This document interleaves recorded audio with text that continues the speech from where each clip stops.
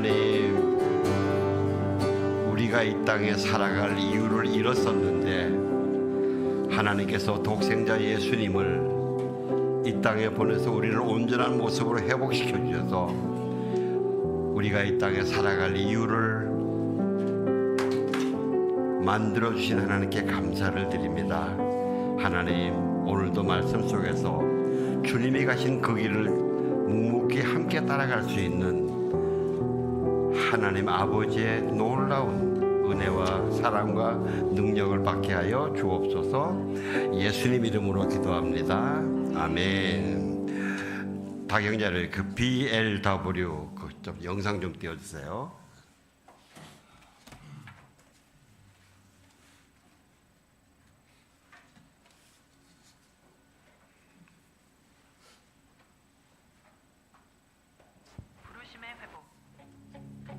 우리는 보았습니다.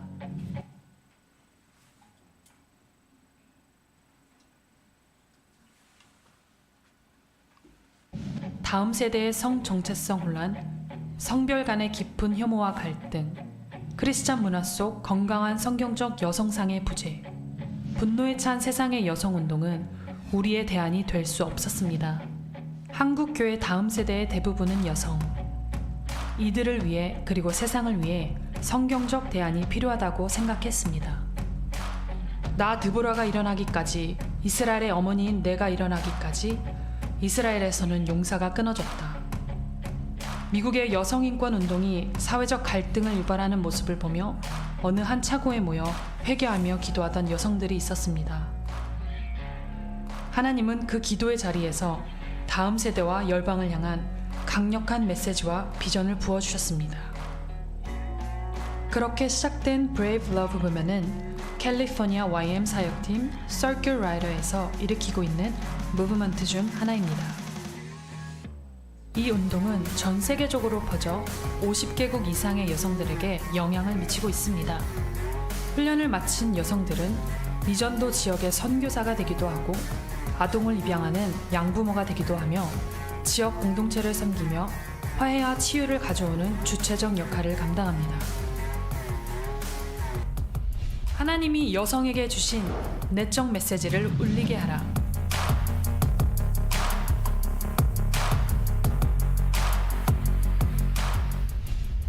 셔넌 케이스틸,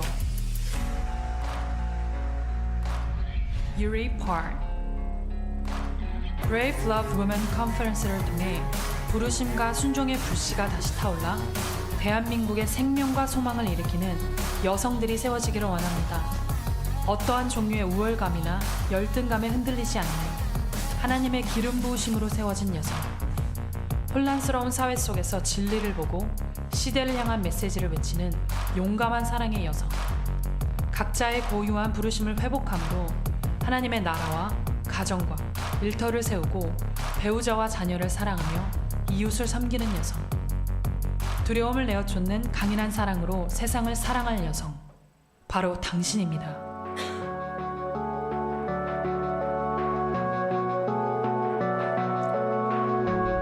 Brave Love Women in June. We invite you.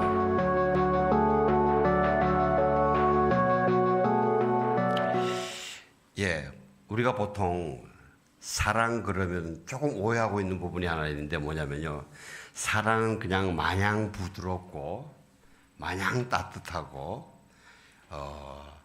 소위 뼈가 없는 흐물흐물한 이런 것으로 생각을 하는데 아닙니다. 그것도 있지만은 사랑은 용기가 있어야 됩니다. 용기가 있는 사랑인데 저는 브레이브 러브 우먼, 우리는요, 옛날에 우리나라는요, 남존 여비 사상이 그렇게 심각할 때에 그래도 우리 어머니들이 정말 인내로 참으면서 우리나라의 사회를 지켜왔어요, 사실은요. 근데 이제 그 후에 여성 인권 운동이 일어나면서 방금 여기처럼 여성 인권 운동이 성경적이지 않게 일어나니까 굉장히 남성을 거부하고 세상을 비판하고 깨트리는 거를 약간 미국에서 지금 일어난 것처럼 저는 그것 중에 하나가 우리나라에서 제가 참 가슴 아프게 생각하는 게 개딸들이라든가 대깨문이요. 이 대깨문이 대부분 여자들이 많아요. 이 문바 이래가지고요. 이런 식으로 그것이 옳고 그름에 하지 않고 막 그냥 반항하면서 나가는 이 잘못된 여성 운동의 한 뿌리라고 생각하고요. 저는 우리나라 교육 문제도 정교적 문제도 정교조가 아무리 세도 우리 자녀들의 어머니들이 올바른 가치관을 가지고 수업을 참관하고 바르게 가르치라고 한다면은 저는 이거 막아진다고 저는 믿습니다. 그래서 이 BLW Brave Love Woman 이 세미나가 미안합니다. 늦게 말씀드려서 미안한데 내일 하루 지금 오늘 양재 캠퍼스에서 지금 YWAM이 스피커가 와서 하는데 회비가 15,000원입니다. 점심도 공급해 드리는 겁니다. 점심값 포함해서 15,000원인데 우리 여성분들 내일 아침 10시부터 해가지고 오후 4시에 끝난다 그럽니다. 좀 한번 참석하셔가지고 저는 우리 교회도 이제 여성분들의 이런 이 활기찬 교제와 기도 모임과 만남들이 꼭 필요하다고 저는 생각을 합니다. 그래서 그 기초가 되게 해주시면 감사하겠습니다. 그 다음에 우리가 예배 마치고 우리 지난주가 동욱이 돌이었거든요. 네, 오늘 동욱이 돌떡이 왔어요. 돌떡. 돌이 아니고 떡. 돌의 떡이 왔는데 우리 예배 마치고 다 오셔서 우리 교회에 유아부의 유일한 성도입니다. 다 손주를 바라보시는 분들이 다 오셔서 동욱이를 축복해 주시면 여러분이 되게 손주가 나실 것으로 믿습니다. 아멘. 네, 그리고 그 끝나고 난 다음에 우리 식사 끝나고 한 30분 정도 매주 하는 것처럼 패밀리 캠프에 대해서 좀 주제를 나누고 기도하는 시간을 갖겠습니다. 좀 시간을 할애해서라도 그까지 참여해 주시면 감사하겠습니다. 아멘. 오늘 하나님께서 주시는 말씀은 사도행전 2장 1절에서부터 13절까지 말씀입니다. 저와 여러분들이 함께 교독하겠습니다. 마침내 오순절이 이르렀을 때 그들이 모두 함께 한 곳에 모여 있었습니다. 그때 하늘로부터 갑자기 급하고 강한 바람 같은 소리가 있었고 그들이 앉아있던 온 집을 가득 채웠습니다. 그리고 마치 불같은 혀들이 갈라지는 것이 그들에게 나타나 그들을 각 사람 위에 임했습니다.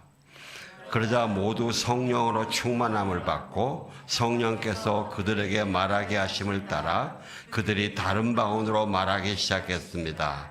그때 세계 각 나라로부터 온 경건한 유대 사람들이 예루살렘에 머물고 있었습니다. 그런데 이런 소리가 나자 많은 사람들이 모였는데 각자 자기들의 언어로 제자들이 말하는 것을 듣고 모두 어안이 벙벙했습니다. 그래서 그들은 놀라 이상하게 여기며 말했습니다. 보십시오. 지금 말하고 있는 이 사람들은 모두 갈릴리 사람들이 아닙니까? 그런데 우리가 각자 태어난 곳의 말로 듣고 있으니 어찌 된 일입니까? 우리는 바데 사람들과 메데 사람들과 엘림 사람들이며 메소포타미아, 유대, 갑바도기아, 본도, 아시아, 브로기아, 밤빌리아, 이집트, 그리고 구레네에 가까운 리비아 지역들에 사는 사람들이며 로마로부터 온 나그네 된 유대 사람들과 유대교로 개종한 사람들이며 크레타 사람들과 아라비아 사람들인데 우리는 지금 저들이 말하고 있는 하나님의 큰 일들을 우리 각자의 말로 듣고 있습니다.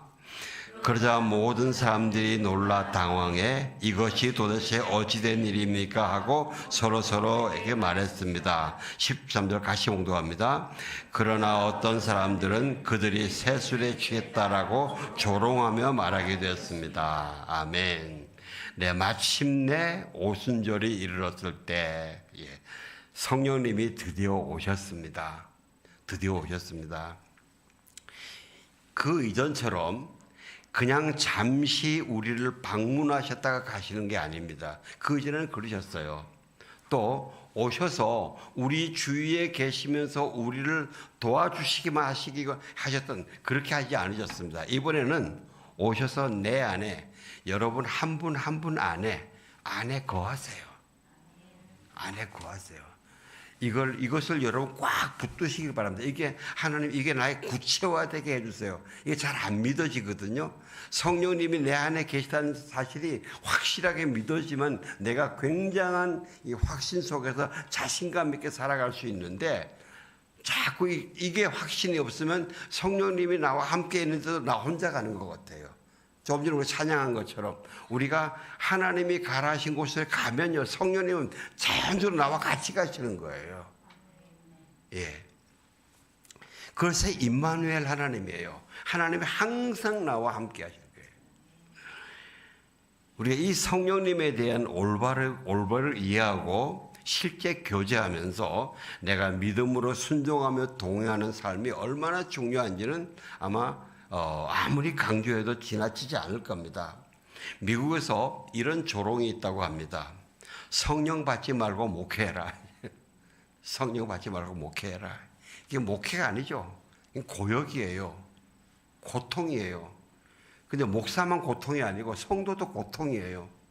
성령 없이, 성령의 은혜도 없이 설교하는 그 목사 설교를 여러분 10분도 안 할 때 힘들어요. 그거요. 예.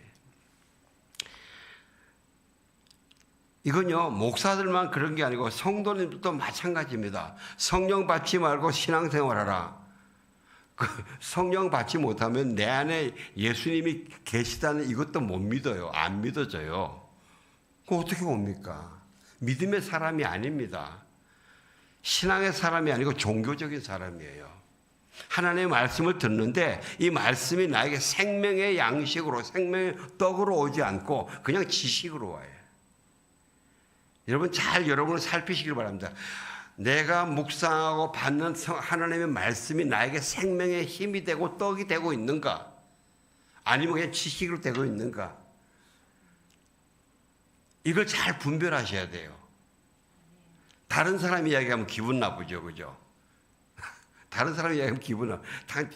당신 아무리 봐도 생명의 말씀이 안 되는 것 같아. 그러면 바로 안 받잖아요. 거의 90% 안 받아요. 웃기고 있는데 지가 뭘 안다고 해요. 근데 내 자신이 그걸 확인해 봐야 돼요. 이게 내가 살아있느냐 아니냐가 분별이 되는 거거든요.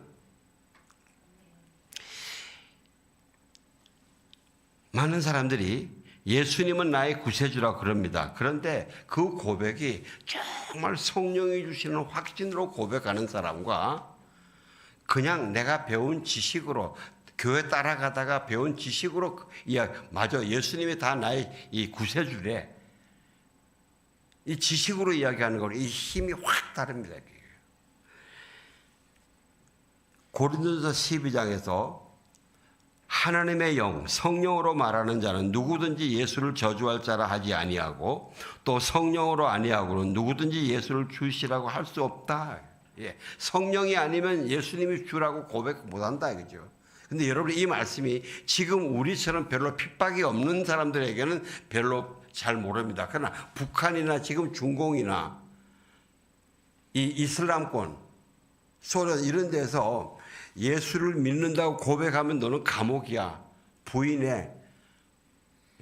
이제 생명을 걸어야 할 때, 감옥에 가야 될 때, 직업이 뺏길 때, 쫓겨날 때에 이때 아니요, 예수님은 나의 구세주입니다. 이렇게 고백할 수 있는 이 용기, 이 확신, 힘은 성령이 아니고서는 안 된다는 거예요. 그러니까 내 속에 성령이 계시다는 것을 확신하는 게 얼마나 중요하냐 이거죠. 우리 성도님들이 오해하는 한 두 가지, 성령님에 대해서 오해하는 게 한 두 가지가 있는데, 첫 번째는 뭐냐면 성령님은 예수님보다 좀 직급이 떨어지시는 것 같아. 그러니까 하나님 아버지는 굉장히 중요하게 생각하고 예수님은 그래 십자가를 지었으니까. 근데 성령님은 좀 아주 한 수 아래인 것 같아. 예? 이러면서 성령 충만을 구하라 그러면 아유, 나는 예수님으로 충만하면 돼. 미안합니다. 성령이 충만하지 않고서는 예수님으로 충만할 수가 없어요. 예. 그리고 또 어떤 사람들은 아니 구약에서는 성령님 없었는데 왜 신약에 나타났어? 여기서 제가 여러분 성령에 대한 이해를 위해서 좀 풀어드리겠습니다. 예수님이 말씀하셨죠. 내가 아버지께 구하겠으니 그가 또 다른 보혜사를 너희에게 주사 영원토록 너희와 함께 있게 할 것이다 하고 말씀하셨어요. 근데 또 다른 보혜사가 성령님이거든요. 이 성령님은 헬라어로 파라클레토스에서 하나님이 보내시는데 내 옆에 딱 붙어서 껌딱지처럼 붙으셔가지고 나를 도와주는 게 카운셀러라고 그래. 그래서 영어로는 카운셀러로 번역이 되어 있어요. 그래서 성령님이 보혜사예요. 그런데 또 다른 보혜사라는 이야기는 뭡니까? 또 다른 보혜사가 성령님이니까 성령님 이전에 한 분의 보혜사가 있었다는 거예요. 그분이 누구예요? 네, 예수 그리스도이십니다. 예수님이세요. 예수님이 예수님의 사역을 마치시고 아버지께로 가시니까 이제는 그 다음에 예수님의 일을 받으시려고 오신 분이 성령님이에요.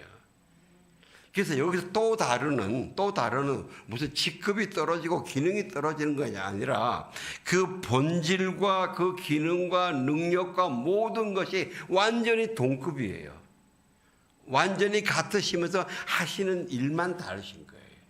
그래서 또 다른 그 알로스라는 단어가 헬라어가 그런 의미를 가지고 있는 겁니다. 성령님이 오셔서 하나님 아버지의 마음을 알게 하고 방금 우리가 아까 찬양한 이 찬양 가사들이 모두가 그 원작자에게 성령께서 그 마음 이해를 부어 주시고 가르침을 주셨기 때문에 그런 찬양과 기도가 가능했지 성령님이 안 도와주시면 불가능해요.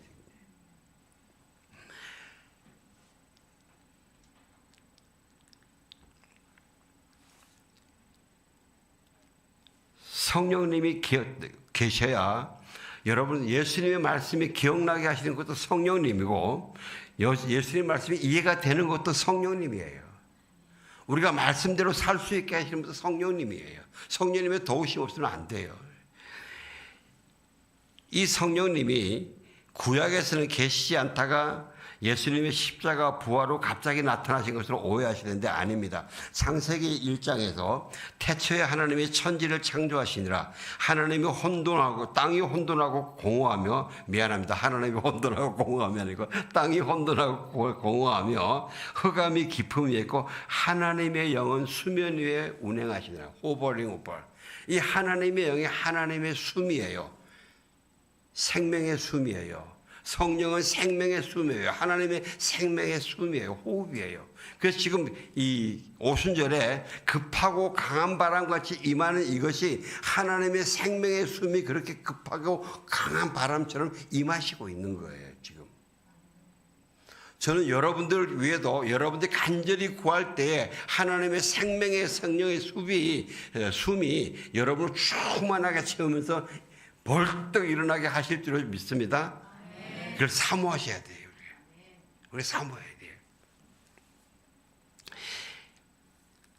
그때부터 계시다가 그렇게 이미 창조 때부터 성령님과 함께 계셨고 창세기 2장에 보면요. 여호와 하나님이 흙으로 사람을 지으시고 생기를 그 코에 불어넣으시니 사람이 생명이 되었더라. 하나님이 다른 것들은 있으라 하시면 그대로 있었어요. 그런데 사람은 달라요. 흙으로 사람의 모양, 우리 지금 몸의 모양을 만드시고 우리의 그 코에 하나님의 생명의 숨을 후 불어넣으시니까 우리가 살아있는 생명이 되더라. 네페시 하야 이래서 하나님과 이야기도 할 수 있고 기도도 할 수 있고 하나님을 닮은 생각도 말을 할 수도 있고 예배할 수 있는 하나님을 닮아갈 수 있는 이런 존재가 됐다는 거예요.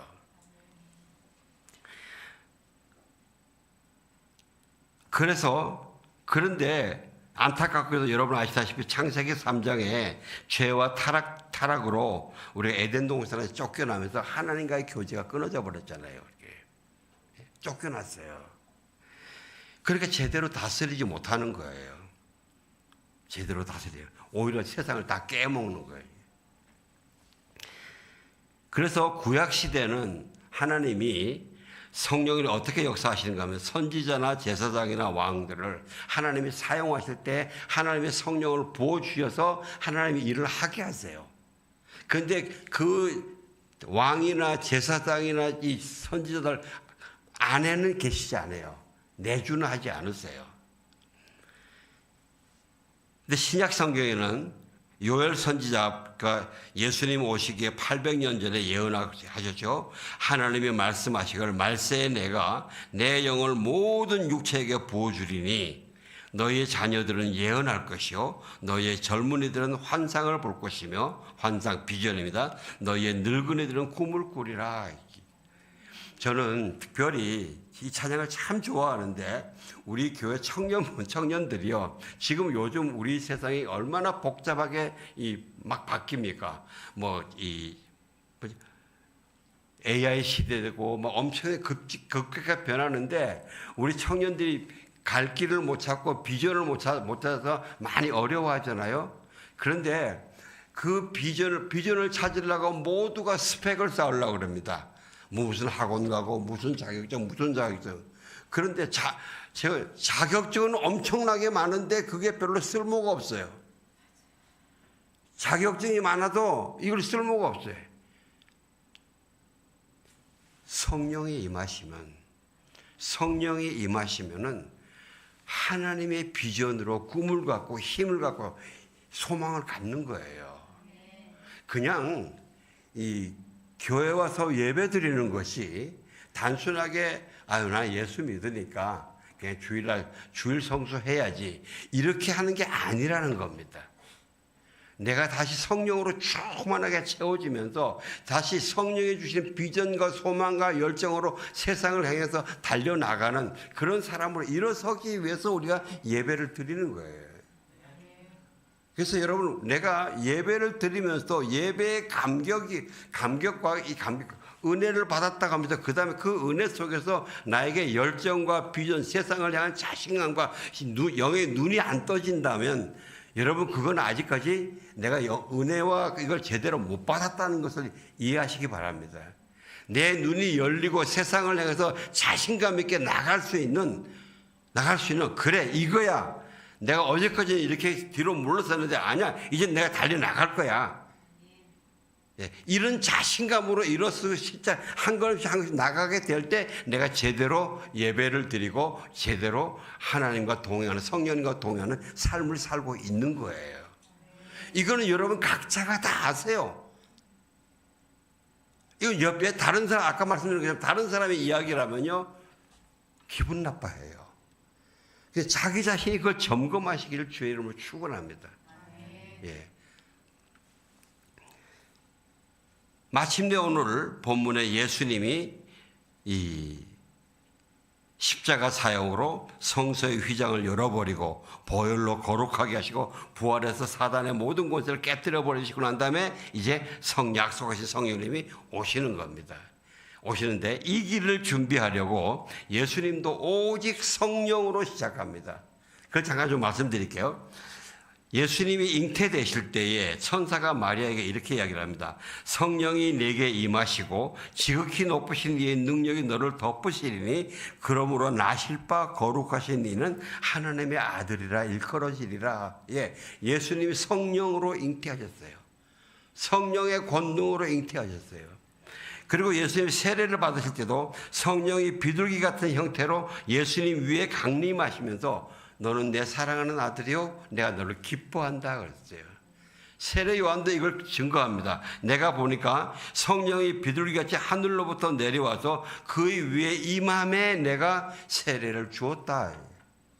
그런데 그 예수님이 이제 너희를 성령과 불로 세례를 준다고 했어요. 여러분, 세례 요한은 우리를 죄 사함을 받게 하기 위해서, 회개하기 위해서 물로만 세례를 줘요. 근데 이 성령 세례는 예수님이 직접 주시는 거예요. 여러분, 지금도 우리가 이 교회에서 물 세례는 예수님을 구세주로 영접하겠습니다 하면서, 영접합니다 하면서 이 믿음을 고백하면 목사들이 세례를 줍니다. 이 물 세례는 목사들이 주고, 거기에서 이제 성령의 능력으로 모두 충만하게 채워주는 성령의 세례는 예수님이 주신다는 거예요.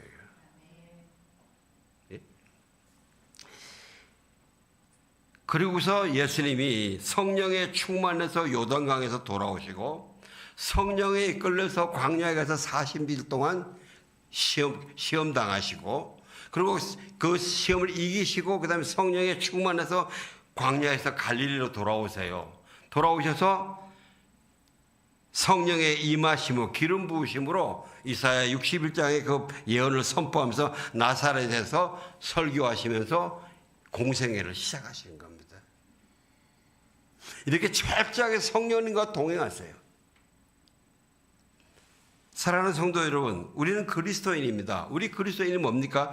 예수님을 구세주로 믿고 모시고 순종하면서 어떻게든 예수님을 닮아가면서 예수님과 함께 일하고 싶어하는 것이 그리스도인 아닙니까?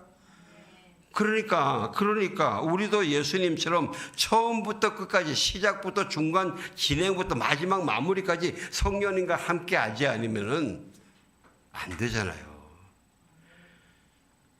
그래서요, 우리는 성령 세례를 사모해야 됩니다. 항상 성령 충만을 사모해야 됩니다. 각자가 체크하세요. 옆에 사람이 아니고 내가 지금 성령으로 충만한가? 내가 성령으로 충만한가? 성령의 확신으로 충만한가? 성령의 능력으로 충만한가?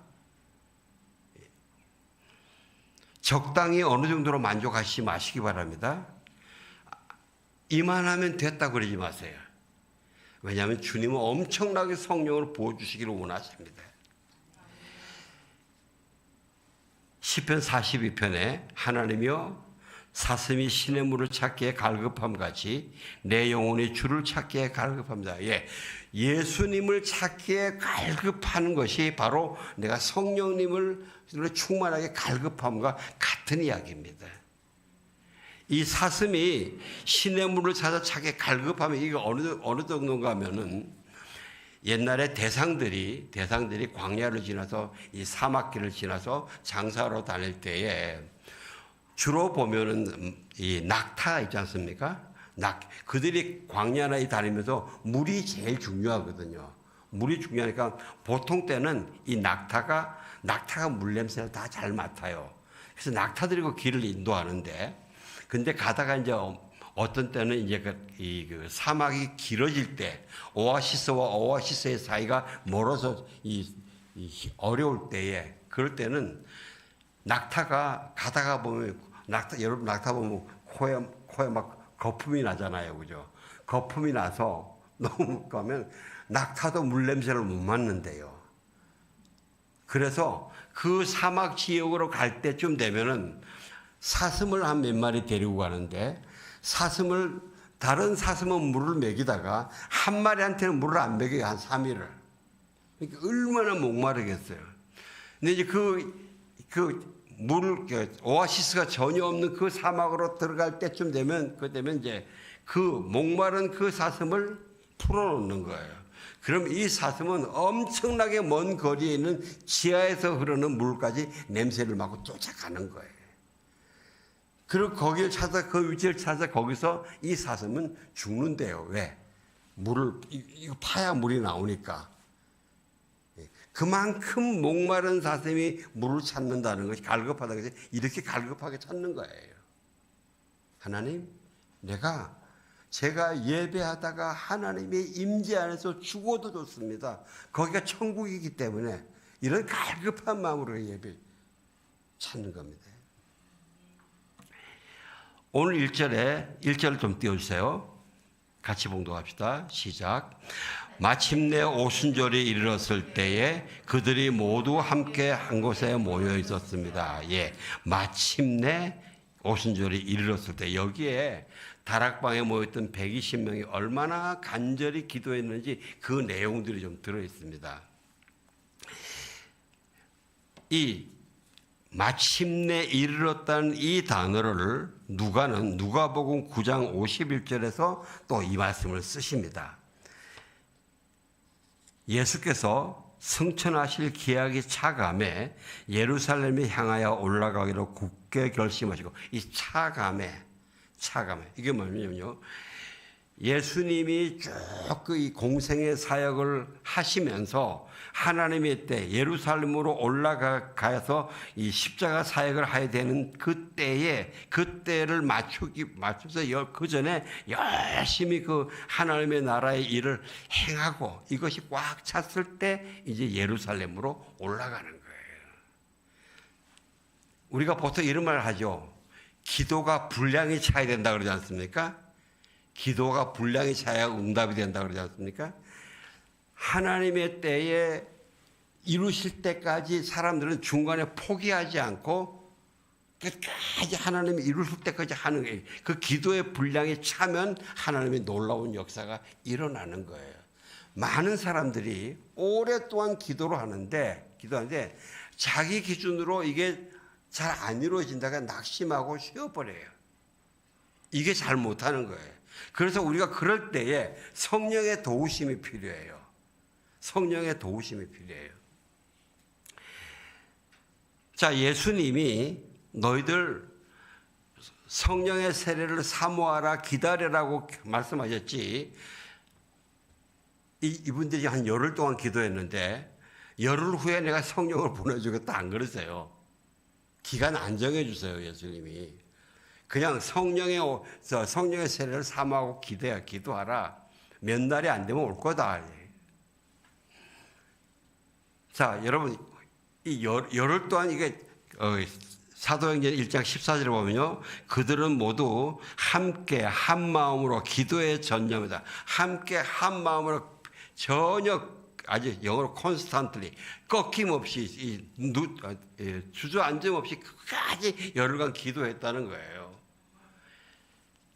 그럴 때 이 사람들이 뭐를 오로지 마음의 포커스로 채우면서 기도했을까요? 이들은 성령 세례를 기도합니다. 기다립니다. 예수님 말씀대로. 그런데 이들은 아직 성령 세례를 경험해보지 못했어요. 예? 경험해보지 못했어요. 그런데 우리가 생각해보자. 기도할 때에 내가 오직 이 중심의 초점을 맞추고 내가 기도할 때 이것이 나를 이끌어가려는 초점이 되려면 내가 좀 아는 걸 알아야 되잖아요.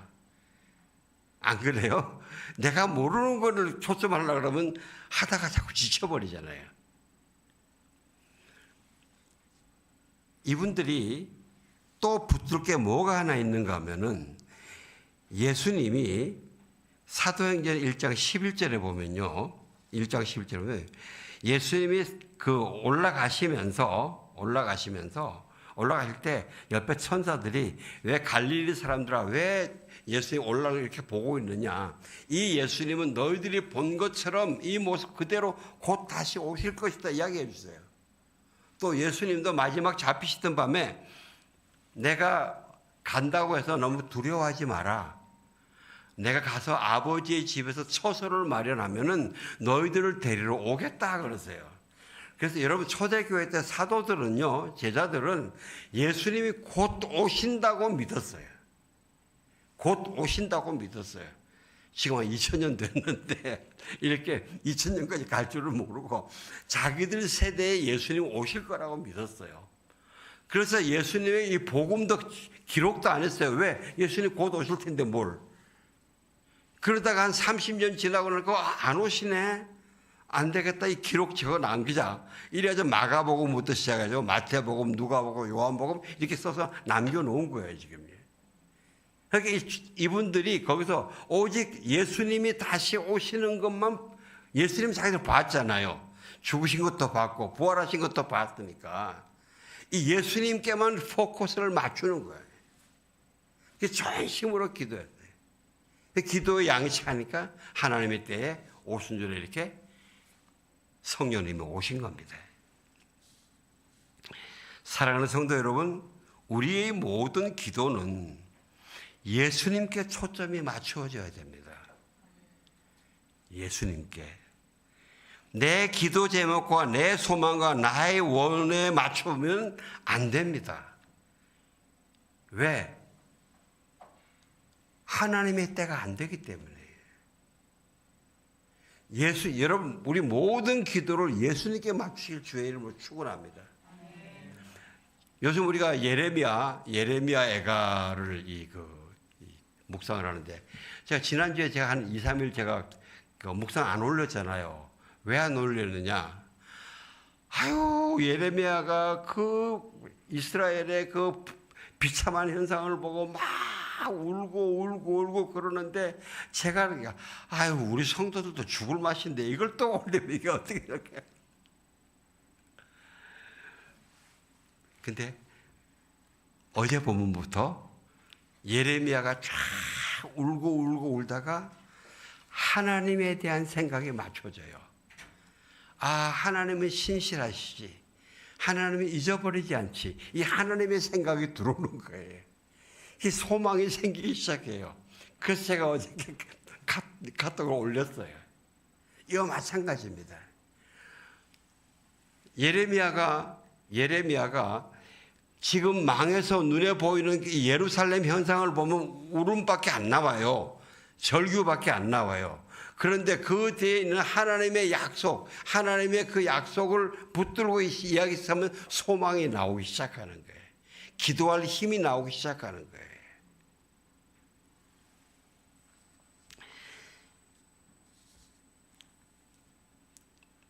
이게요, 보면 꼭 우리 옛날에, 요즘은 아이들이 이런 거 안 할 것 같아요. 옛날에 겨울에 추우면은 옷도 부실하게 추우니까 어디 불을 피우려고 하면은 누가 이제 돋보기를 가져와가지고 돋보기를 가져와서 햇빛에 쭉 모으면 거기에 초점 맞춰지면 불이 일어나잖아요. 그처럼 초점 맞춰지면 불이 일어나는 거예요. 기도의 분량이 채우는 게 그게 일어나는 거예요. 이 기도의 분량이 채워지는 것이 내 중심이 내가 원하는 기도 제목에 맞춰져 있으면은 나는 금방 넘어져요. 왜? 내가 원하는 때에 안 이루어지니까 안 들어주시나 봐. 낙심하거든요. 그럼 기도를 대충 해요. 아예 안 하든가. 내가 이 일을 이루실 예수 그리스도께 포커스를 맞추고 나가면은요, 내 기도의 과정이 놀라운 과정으로 바뀌는데, 어떻게 바뀌어지는가 하면요, 내가 지금 당면하고 있는 기도 제목과 염려와 이 근심과 두려움들이 안개를 걷어내듯이 걷어 나갑니다. 내가 아무리 쓸어버리고 싶은데 안 돼요. 근데 내가 예수님께 포커스를 온전히 맞추며 기도하고 나가면 이게 휘어져 나가요. 이거 다 경험하셨잖아요. 마치 예레미야처럼. 그리고 또 이 죄가 있거든요. 창세기 3장에서 하나님의 형상대로 살아있다가 나의 죄 때문에 나를 하나님과 자꾸 멀게 만드는 이 죄를요, 하나님이 발견하게 하세요. 기도의 과정에. 여러분, 기도의 과정에서 자기의 죄를 발견하고 하지 못하고 있으면요, 아직 기도 제대로 못하고 있다는 걸 아시기를 주의 이름으로 축원합니다. 기분 나빠하지 마시고, 내가 기도하는데도 이게 안 이루어진다 그러면 내가 아직 기도 속에서 하나님께 솔직하고 정직하게 안 나가서 내 죄를 발견하지 못하는구나, 이렇게 생각하셔도 좋습니다. 기도하시다가 이 죄가 발견돼서 회개하시고 끊어내시고, 이런 정화의 과정, 우리 그 기도의 과정은 정화의 과정이에요. 그 다음에 또 기도하다 보면요, 기도 그렇게 깊게 하면요, 오래 하면요, 내 안에 나도 모르게 내가 잘못된 생각을 하면서 내가 바르게 생각한다고 고집 부르는 거 많이 있잖아요. 없으세요? 저도 많이 있는데, 내가 잘못 생각하고 있으면서 내가 잘 생각한다고 고집 부리는 게 엄청 많아요. 그리고 의심과 불신앙과 지속한 불순종 있잖아요. 아주 이것이 밝혀지면서 끄집어내지는 시간들이에요. 이렇게 나의 정화가 이루어져 가야 기도가 채워지고 하나님의 응답이 이루어지는 거예요. 그런 것이기 때문에 내 포커스가 예수 그리스도께 맞춰져 있어야지, 나의 기도 제목 응답, 내가 원하는 그게 이루어지는 여기에 맞춰 있으면 거의 기도 많은 부분이 실패합니다.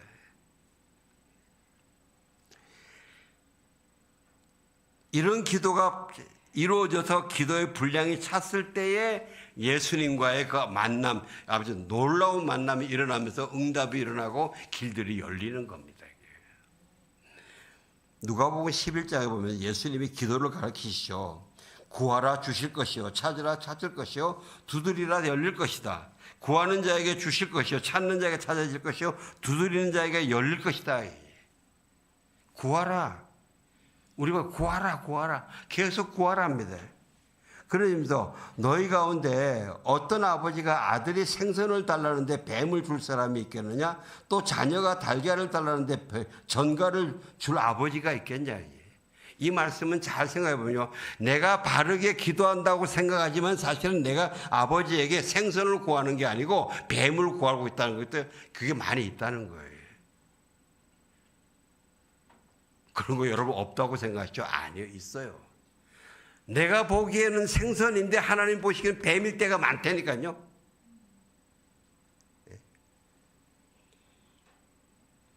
그래서 안 주시는 거예요.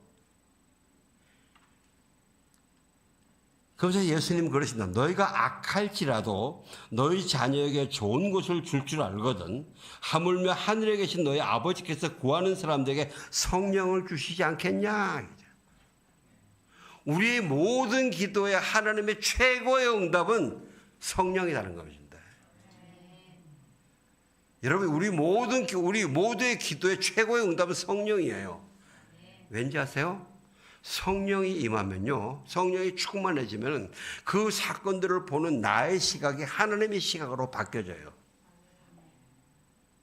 성령이 임하면은, 성령이 내가 충만해지면 그 상황을 보는 의심과 염려와 두려움이 사라져버리고 내 속에 세상이 줄 수 없는 믿음, 내가 그렇게 사모하던 믿음들이 올라오기 시작해요.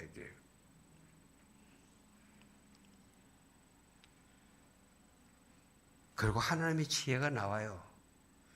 그 상황을 충분히 이길 지혜와 권능이 나오는 겁니다. 여러분, 저와 여러분에게 성령이 계시 않다면요, 우리가 예수 그리스도를 믿을 수 있을까요? 여러분, 우리가 예수님을 정말 내가 마음으로 믿으면요, 이게 성령의 도우심입니다. 이게 축복입니다. 생각해 보세요. 성령의 도우심이 아니면은 예수님의 기도, 물이 어떻게 포도주가 돼요? 어떻게 빵 5개와 물고기 2마리로 5,000명을 먹여요? 세상 사람 보면 그렇게 뻥이 어디 있어요?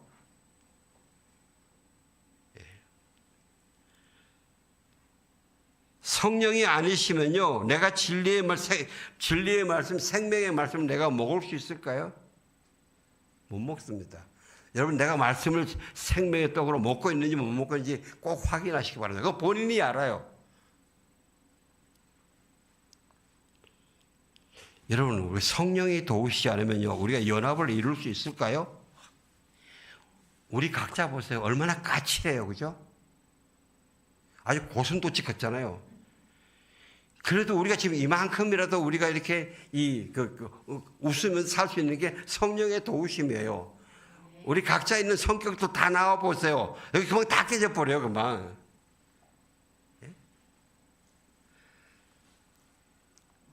성령님이 임하시면 증인요, 내 자신 믿음만도 먹고 살기 힘든데 누구 어디 가서 증인을 해요? 우리는 성령 충만을 사모해야 됩니다. 성령 충만을 반드시 얻어야 됩니다. 돈보다 먼저 구하는 게 성령 충만이라 해야 됩니다. 이게요. 예수님이 요한복음 7장에 보면요, 초막절 마지막 날에, 가장 큰 날에 소리쳐 외치십니다. 누구든지 목마른 자는 다 내게로 와라. 나를 믿는 자에게서는 그 배에서 생수의 강이 흘러넘습니다. 생수의 강, 이렇게 streams of water 이래가지고요, 강물도 폭포수처럼 흘러내려온다는 거예요. 이 초막절이 어떤 의미인가 하면요, 이스라엘의 절기 중에서 이스라엘 백성들이 애굽에서 나와서 광야 40년 동안 하나님이 동행하시고 보호하시고 하여튼 그걸 기념하는 이 절기예요. 근데 이것이 영적으로는 지금 우리가 세상에서 살다가 주 예수를 믿으면서 나와서 영원한 천국으로 향하는 이 순례의 길이지 않습니까? 이 세상의 삶에서 우리가 하나님의 보호와 공급과 인도를 받아야 된다는 그걸 기념하는 거예요.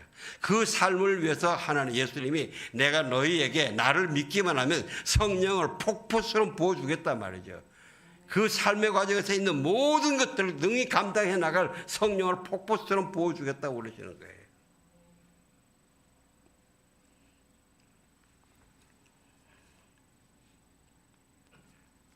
5절에서 8절 좀 띄워주세요. 같이 봉독합시다. 시작. 그러나 유대 사람들이 예루살렘에 머물고 있었습니다. 그런데 이런 소리가 나자 많은 사람들이 모였는데 각자 자기들의 언어로 제자들이 말하는 것을 듣고 모두 어안이 벙벙했습니다. 그래서 그들은 놀라 이상하게 여기며 말했습니다. 보십시오. 지금 말하고 있는 이 사람들은 모두 갈릴리 사람들이 아닙니까? 그런데 우리가 각자 태어난 곳의 말로 듣고 있으니 어찌된 일입니까? 그 지도 한번 띄워봐 주실래요? 전국이 어떤지. 예, 요 예루살렘에 그 당시에 지중해 전체 각 지방에서 다 모여드는 거예요. 언어가 엄청 다른 거예요. 여러분 아시잖아요. 이게 지금 이 제자들이 다 갈릴리 어부 출신들이에요. 가방끈이 좁아요, 짧아요. 그래서 어디 해외 여행 가본 적이 없는 사람들이에요. 그런데 이 사람들이 방언으로 이야기를 하는데 그 각 지방 사람들이 그 나라의 언어로 다 알아듣는다는 거예요. 지금도 선교 현장에서 이런 역사가 있습니다. 오래전에 우리나라에 영어하는 사람이 별로 없었을 때 미국 선교사님이 오셔가지고 이 기도하면서 이 강의를 하는데 통역하는 사람이 큰일 났다. 나 통역으로 세워졌지만 영어가 자신 없는데 고민했는데 이 사람이 막 방언을 하게 하는데 이 사람이 슈. 이 사람이 한국말로 방언하는 거예요. 지금도 기도 선교 역사에 그런 게 있습니다. 여러분 우리나라 말에 이런 말이 있죠. 말 한마디로 천냥빚을 갚는다 그러죠. 그런데 우리의 삶은 말 한마디로 철천지 원수를 맺고 사는 게 더 많지 않습니까? 예? 우리가 말 잘하고 싶잖아요. 나 말 아무렇게나 하고 살고 싶어 하는 사람이 있어요? 그래서 아무도 없어요. 말 잘하고 싶어요. 내가 하는 말 한마디로 저 사람이 나에게 마음을 열어주고 나와 함께 해주면 얼마나 신나요? 예? 내가 해준 말 한마디로 저 사람이 정말 힘을 얻고 용기를 얻고 정말 죽으려고 마음 먹었던 걸 아니야 다시 살아보지 이러고 일어난다 그러면 여러분 신나지 않으세요? 예. 그리고 또 말 잘 듣고 싶지 않으세요? 그건 아니신가 보네. 우리가 다른 사람의 말을 잘 들어주는 것도 굉장히 중요한 거거든요. 왜냐하면 저 사람이 누구한테도 못하는 말들을 나한테 막 이야기하면 내가 들어주는 것으로서 그 사람이 치유가 돼요.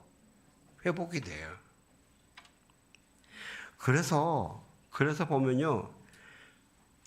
우리 지금 주변으로 말 잘하는 법, 얼마나 강의 말 참 많잖아요. 그런데 그런 거 다 잘 해봐도 미안하지만 성령으로 하는 말이 아니면요. 그냥 립 서비스예요. 사람의 영혼까지 깊게 터치를 하지 못해요. 사랑하는 성도 여러분, 성령 충만하세요. 잘 들어지고 잘 말해집니다. 다른 거 없어요. 다시 한번 부탁합니다. 성령 충만해지세요. 기도하겠습니다. 하나님 감사합니다. 우리를 성령으로 충만하게 하셔서 하나님 예수 그리스도의 힘과 능력으로 세상을 아버지여 섬기고 나갈 수 있도록 십자가를 질 수 있도록 도와주셔서 감사합니다.